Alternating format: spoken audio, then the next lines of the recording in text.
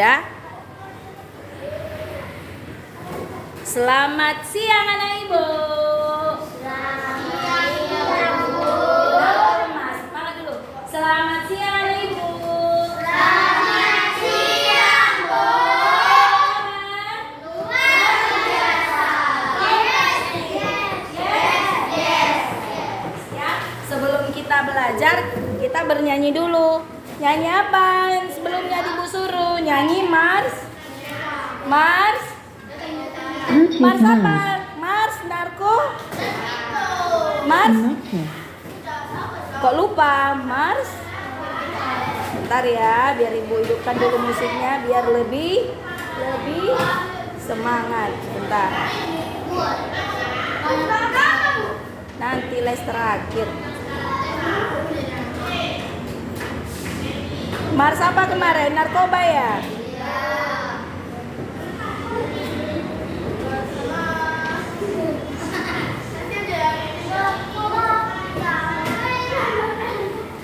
Oke. Siap-siap ya? Oh, udah siap dari tadi ya?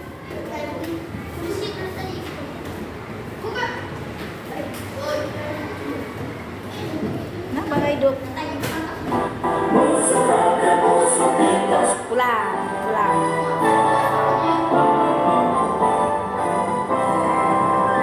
Narkoba, musuh rakyat, musuh kita semua. Marilah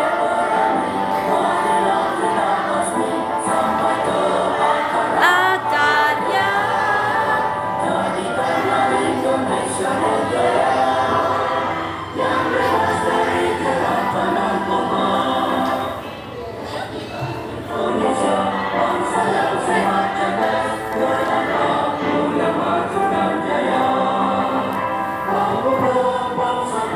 Bangunlah rakyatku,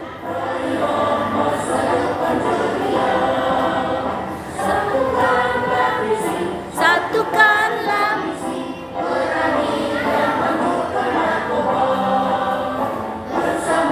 kita bisa curah bersama.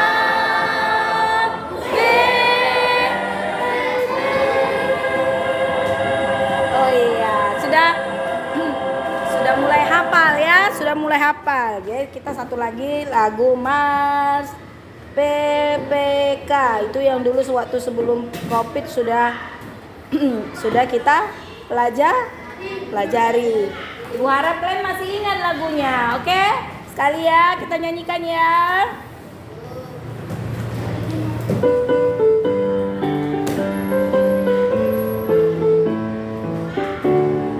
Masih ingat gak? Gerakan nasional revolusi mental membangun karakter generasi gemilang, berstruktur bangkitan generasi emas bagi manusia Indonesia melalui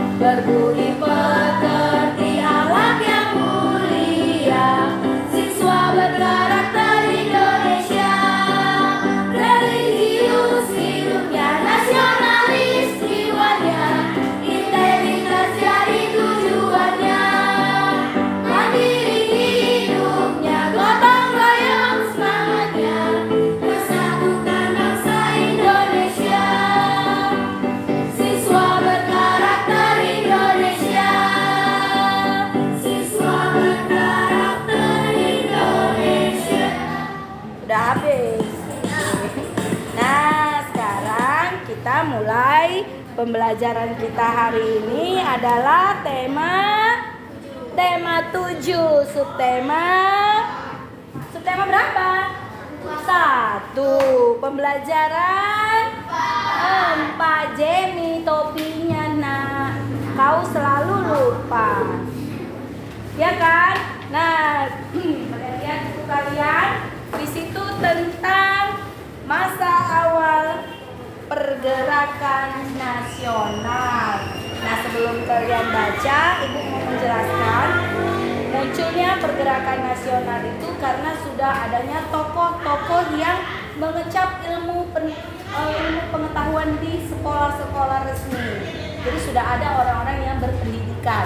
Mereka ingin Indonesia merdeka. Maka diadakanlah pergerakan nasional supaya Indonesia kita bisa merdeka. Ya, lihat bukunya.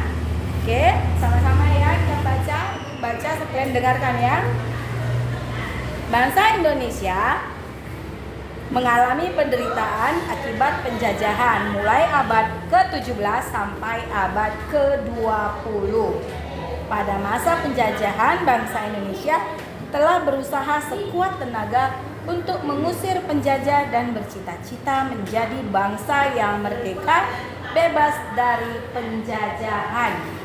Berbagai bentuk perlawanan terhadap penjajahan yang dilakukan para raja, bangsawan, tokoh masyarakat, dan tokoh agama dilakukan dengan cara mengangkat senjata.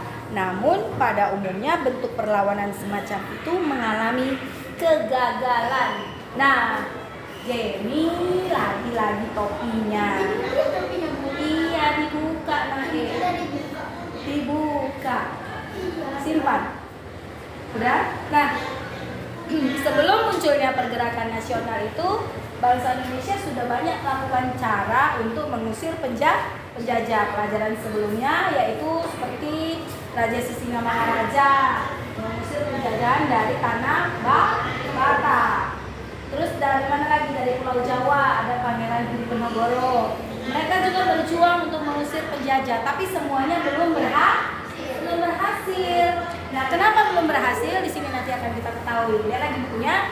Oke, adapun latar faktor penyebab gagalnya perjuangan bangsa Indonesia dalam mengusir penjajahan adalah sebagai berikut.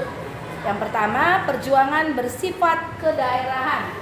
Maksudnya bersifat kedaerahan, hanya satu daerah saja yang berjuang. Daerah sini sudah berjuang, daerah sana belum tentu mereka sudah berjuang. Jadi tidak bersatu masing-masing. Jadi itulah ada istilah Bhinneka Tunggal Ika, bersatu apa? Ya, bersatu kita teguh, bercerai kita runtuh.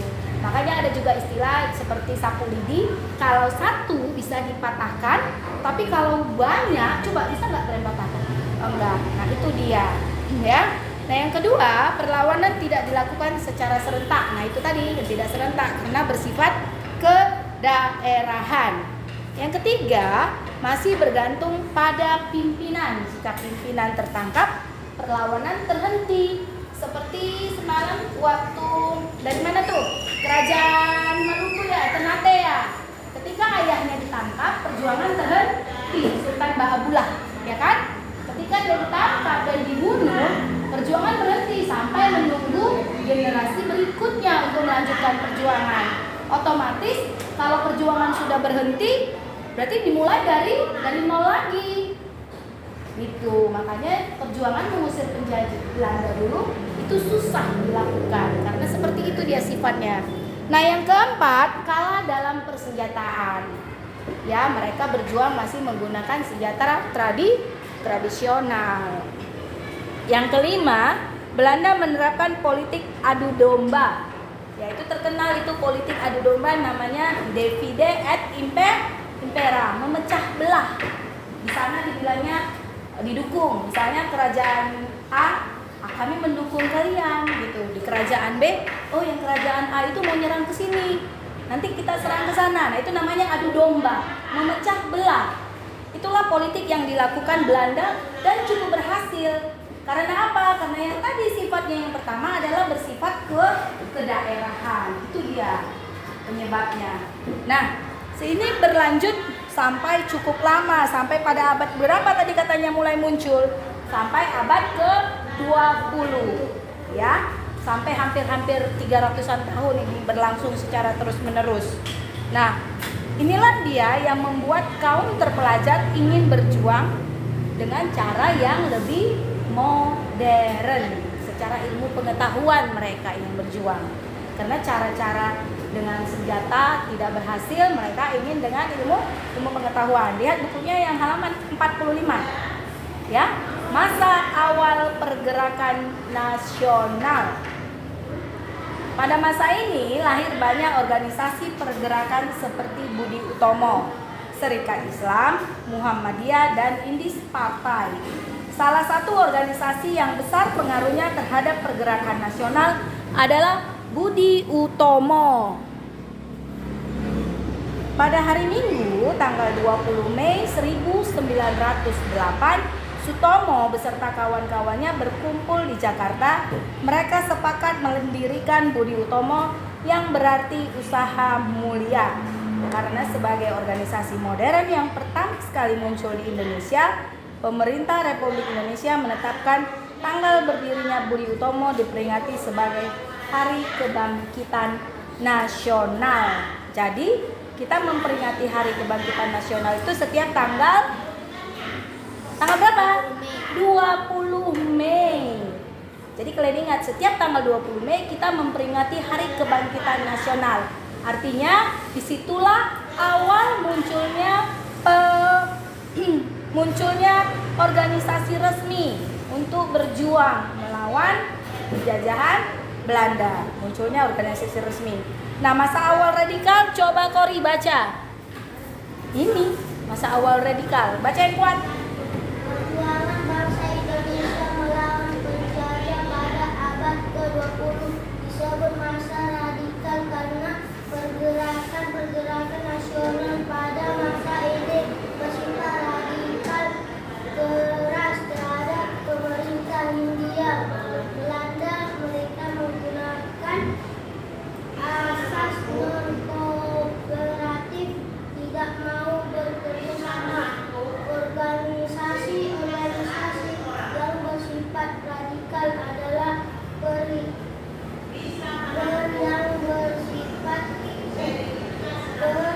Perhimpunan Indonesia,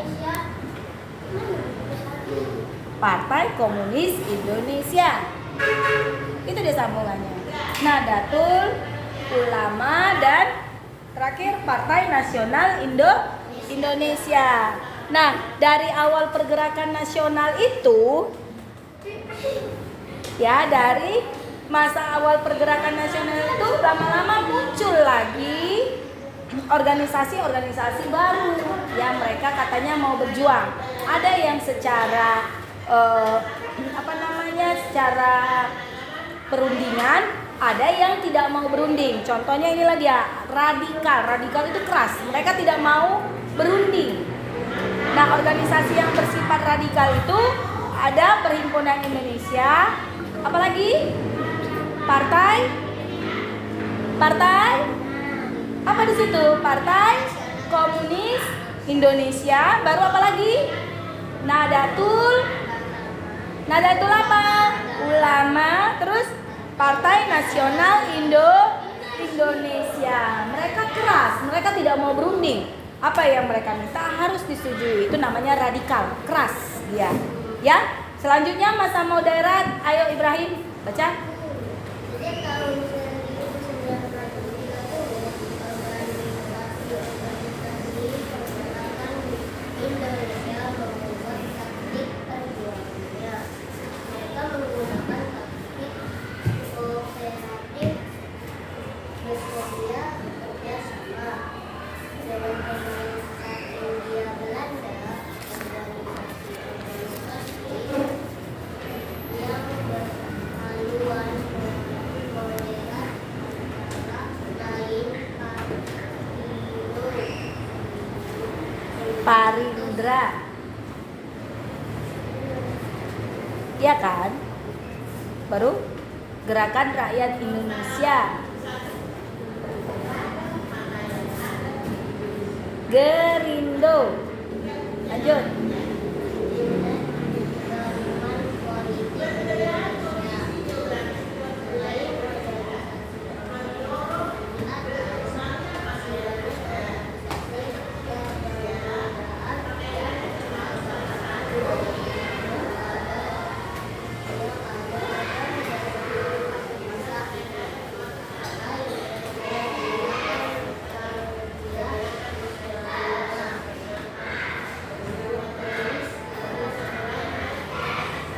Alah Indonesia atau MIAI. Baru Yom Islam Mittenbord Tawalib ya.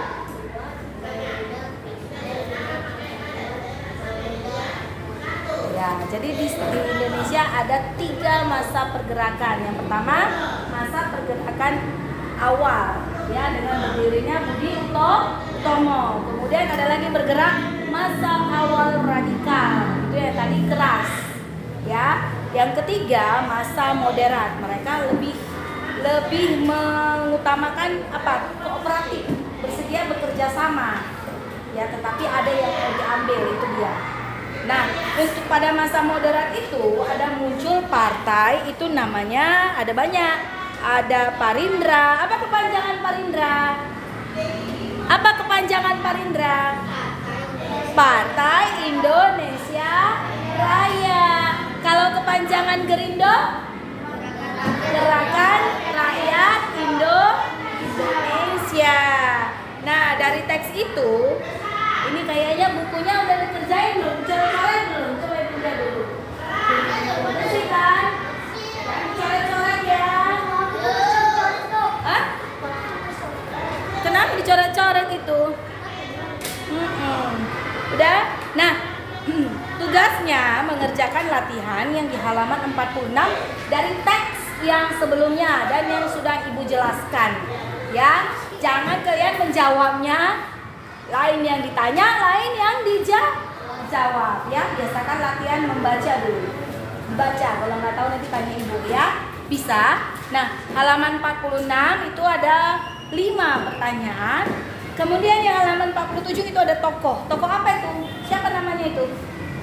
Dari teks tadi, tokoh itu siapa namanya? Dari tokoh itu siapa namanya dia? Sutomo. Nama tokohnya Sutomo. Ya kan? Nah, asalnya dari mana Sutomo itu? Dari mana? Ya, dia berasal dari Jakarta. Terus bentuk perjuangannya apa? Itu adalah mendirikan Budi Utomo. Udah tahu kan cara jawabnya kan? Tinggal satu lagi tuh, dampak perjuangannya terhadap pergerakan nasional. Dampaknya itu hasil dari yang dibuatnya. Hasilnya apa? Banyak muncul gerakan-gerakan nasional yang lain. Itu ya dampaknya. Oke, bisa kan, Nak? Ya, selamat bekerja. Ini pakai masker semua. Oh, ada yang nggak pakai masker ini. Ya kan?